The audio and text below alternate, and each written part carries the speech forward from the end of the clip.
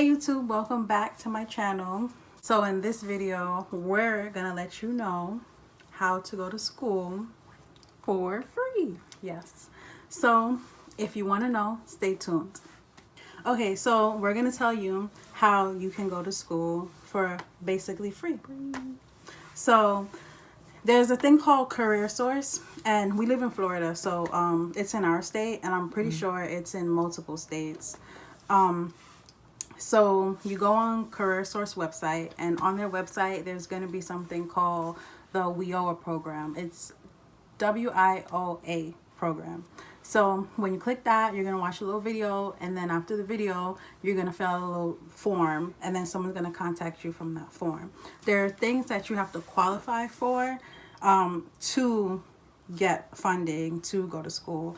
For anyone who does not know what Career Source Brevard is, it's basically a place where if you're unemployed, they'll help you find a job. If you need food stamps, they'll help you get food stamps. If you need to build a resume, they'll help you make a resume. It's basically a place where they help you get on your feet.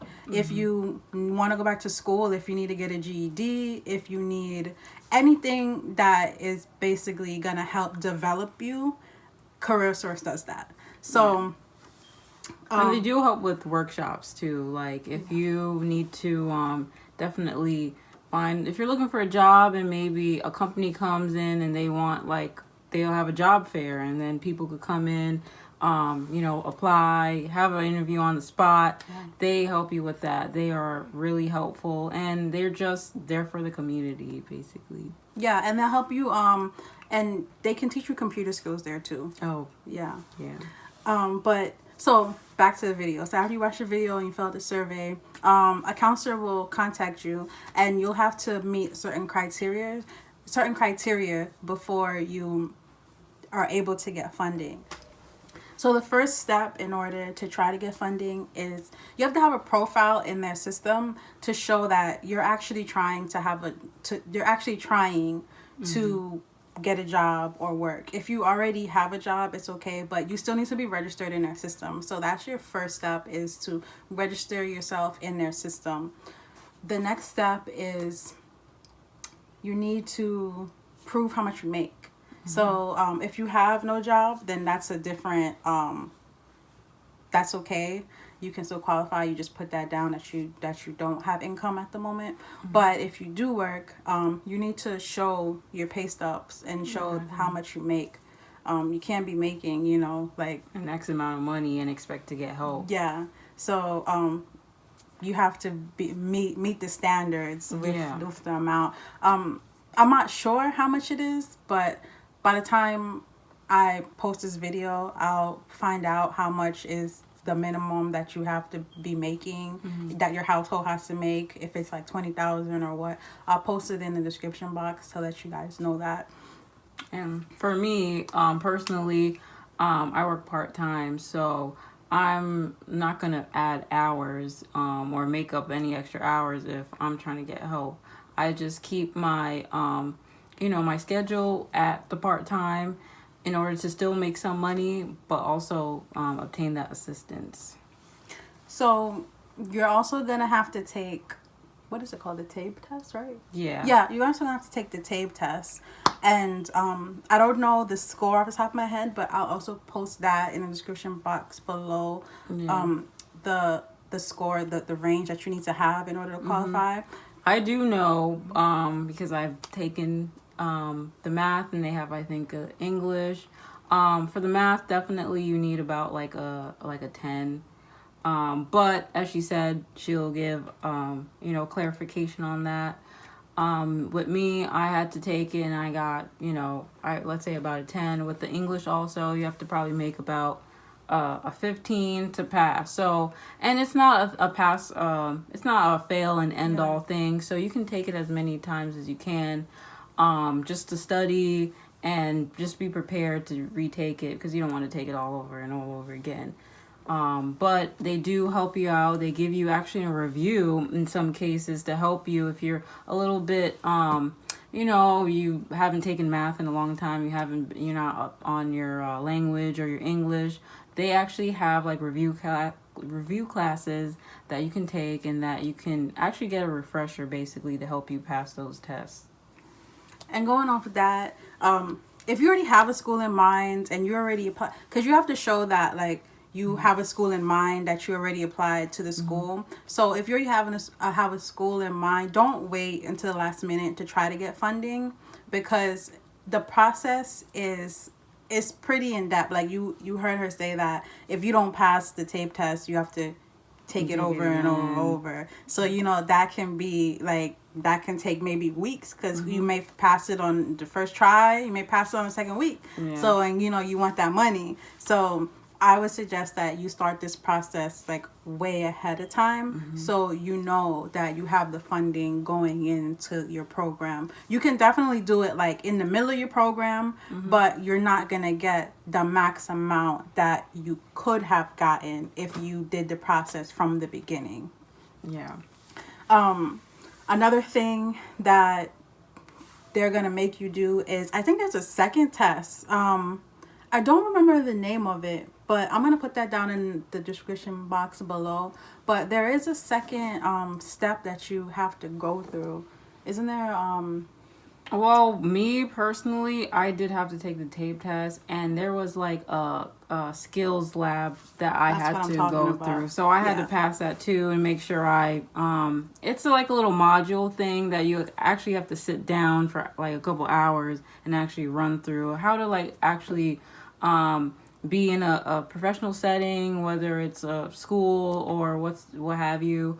You have to go through that, and you actually get a certificate at the end if you do pass all those skills labs. So I think that's what she was talking about. That's exactly. She knew what I was talking about. But something else that I wanted to mention is that if you already have a degree, don't let that discourage you. Don't let that discourage you from applying, because you never know what can happen. Because I've seen a lot of people say, oh, well, I already have, my associates in criminal justice, or I already have my bachelor's in, I don't know,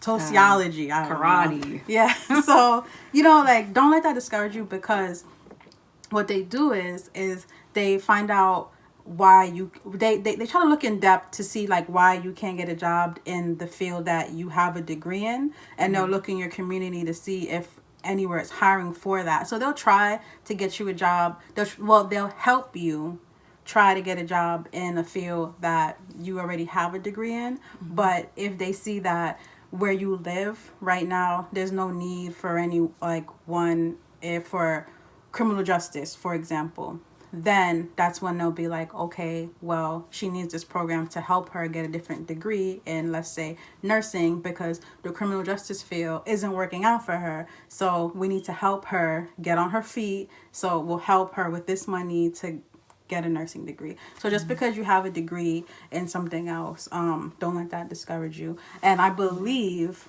I'm going to find this out for you and put it in the description box, but I believe that if you have a degree in something else, you don't have to take the TABE test. But I'm going to definitely find that out, and I'm going to put that in the description box also to let you guys know. So the max amount that they'll give you if you apply from the beginning and you get approved for the whole thing is... Well, it depends on the school. Exactly, yeah. It depends on the school. That's what I was thinking. I was like, wait a minute, before I tell y'all some lie, let me make sure. It depends on the school, and it depends on how much the school is. For example, I'll just go off of our school because I know what our school did. So our school was basically 10,000, but once they add in all the little fees, it's like closer to 12. But so our school was like 12,000, and the max amount that they gave us was 8,500 is our school. Now that's if you do it from the beginning. So if you sign up somewhere in the middle with their program, then you don't get that full 8,500. You get whatever they determine. I don't know what type of magical math they do to determine like how much they give you if you're like in your first semester, but they figure it out, but it won't be the full amount. And they don't reimburse you. So if you don't get the full amount in the beginning, and you already paid, let's say your first semester costed you $800, you don't get a refund. Like, they don't be like, okay, hey, so we're giving you the 8,500 and you get a refund back on your, no. So that's what I'm telling you guys. It's best to try out this program from way ahead. So and make sure you get all your documents in from the school itself. If you know, well, like what semester or what class you want to jump in, make sure that's all down. Okay, sorry. It was kind of getting dark, and you know the lighting, because we're using natural light, and gotta flip the switch. Yeah, so we had to get some light in here. So back to the 8,500. Sorry. So yeah, so that's what I'm telling you guys, to make sure you try from the beginning, because you know you never know, you may get approved. So besides Career Source, and I'll put their website in the description box below also, because I'm pretty sure it's in every state, because like I said, we live in Florida, and it's in multiple counties here in Florida. And I've seen on Facebook, because I'm in some groups on Facebook, I've seen people talk about it also, so I'm pretty sure it's in different states. So another resource that you guys can check out is the Community Action Team. So for us, we have a community action team that basically almost does the same thing that Career Source does. They help you if you need help with like your bills. Like, I know that they help you pay your light bill. I know they can help out with food stamps. I don't know if they can help you like with resumes and things like that, but they would do that. Honestly, I think that's the Career Source's job. But yeah, so that's another thing to check out. I'm not sure. I don't know the full details on how much money you can possibly get from them, but I can 100% tell you that they do give funding, and it's probably the same process, because you can't be making a whole bunch of money and trying to get help. So it's probably the same thing where they want to see your paycheck and they want to know how much you make and things like that. Another thing to help with costs of school is checking out if your school has any scholarship, listings. Many times, we just need that extra like 500, 600, whatever it is, just to pay for whatever expenses of school. So looking for whatever local scholarships that is around or in your school, and just signing up for that and seeing what you qualify for and what you can get out of it. I think it's a great idea. It's very helpful if, as I said, you need that, a quick little cash, or depending on how much, anything helps. But checking out the scholarships, I think that helps too. Going off that, your local churches, because I know with our school, some of the churches came through and they were like, we have this grant. So definitely look on churches' websites, because I really didn't know that churches, that was new to me, that churches give out scholarships. So I would definitely tell you guys to check out churches, because a lot of churches do help you and give out scholarships also. Another way to get funding for school is by your job. Like, a lot of jobs do tuition reimbursement. So I would definitely say check out your job, because a lot of them have programs and a lot of them have scholarships too. So, but the catch is, with a lot of jobs, you have to stay working for them for X amount of years. My job is 2 years. You got to stay there if you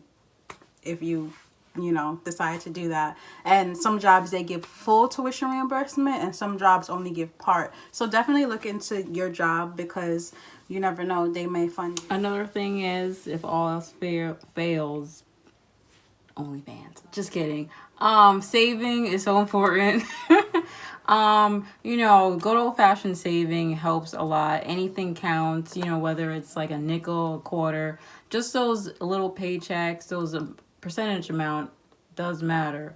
So whatever you get, just try to like put it down. Try to throw it in an account. If you have to put in a piggy bank underneath your bed, anything counts, because when it really rains, you're going to need those funds for those rainy days. So just try to save, and plus it helps you develop like great money managing skills. Saving, properly managing money, all great, while you're getting into school and coming out of school, because you're going to need to know how to save that those banks that you're going to be getting. So those are some of the ways you can get free money for school. If you have any questions for either of us, just leave them in the comments section below. And like, subscribe, and share this video. And we'll see you next time.